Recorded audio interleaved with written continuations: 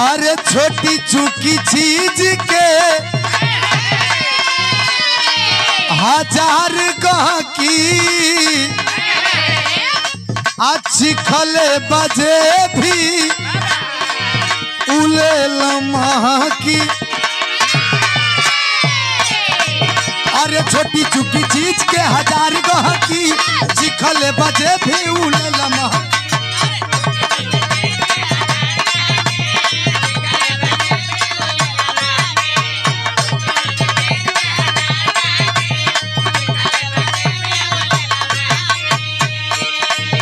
अरे छोटी चुकी चीज के हजार गहकी चिखले बजे भी उले लम्हा।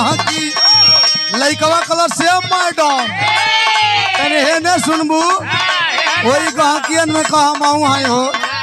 सुना हमार बात नहीं सुना का कहे ए हो मना रखनी मना ही जखनी खाली मंगला पते दारू ना हो लइकिया कलश का कला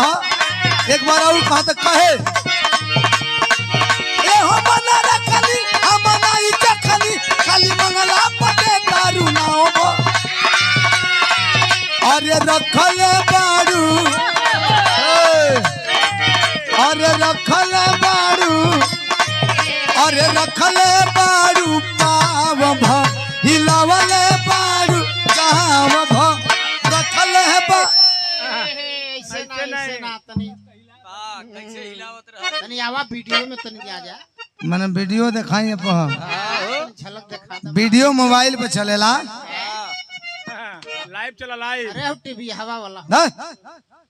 टीवी हवा वाला का कहाला अरे जैसे देखौले रहला टीवीया में भाई मर्दवा टीवीया का टीवी हवा रोग होला अरे वो है तनी आजा तनी झलक दिखा अरे का झलक देखे बस चला इतरे अरे थोड़ा दिखावा हो हां पूछा लक्ष्मी से तो ना देखब हां अरे हां हो नहीं मनबू उनको मन करत था दोस्ती कुर्ता बाकी तब देखा तो खोस खास ला दिखावा अरे दिखावे जात है और का देखबो दिखाओ हां ले ला हां देखल जी ई हो ले ला ए ले ला मर्द अरे मर्द है पकड़ो अरे अरे अरे अरे वो राणा नियर लगी रे हां ये इतनी कुछ है ला हल्का सा ई झलक बा ई कुल अब छोड़ देले बन जा हिलावे का ठेका दूसरा के दे देले बनी जा साल साल भर पानी बदलत रहे तनी ऊपरों ले ओढ़ले बा कहे अरे छोटी चुकी चीज के हजार गहकी चिखले बजे भी उले लम्हा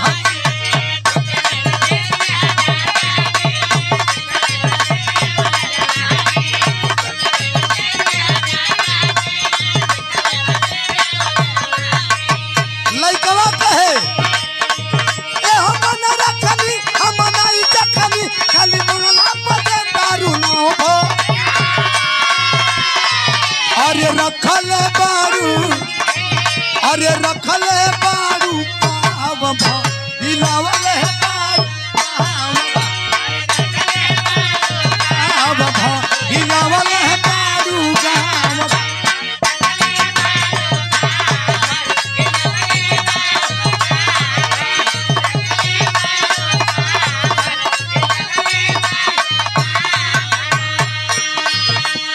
लइकवा कहलस कि बेचला नरम गरम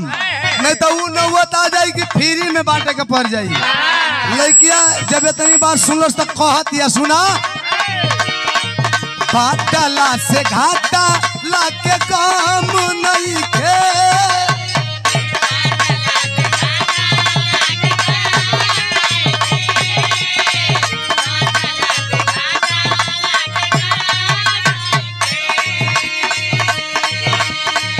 देसी खाती देसी बात काम नहीं खे ए हो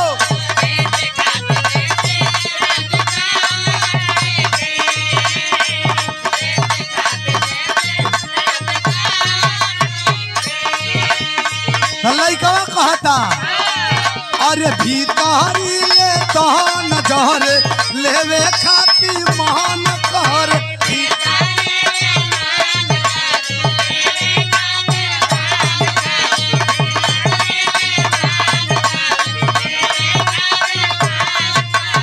अरे देते बारू हमारा शरम नहीं खे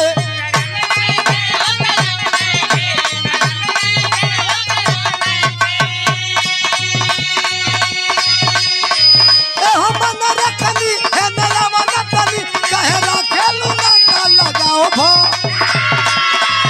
अरे रखल बारू अरे रखल बारू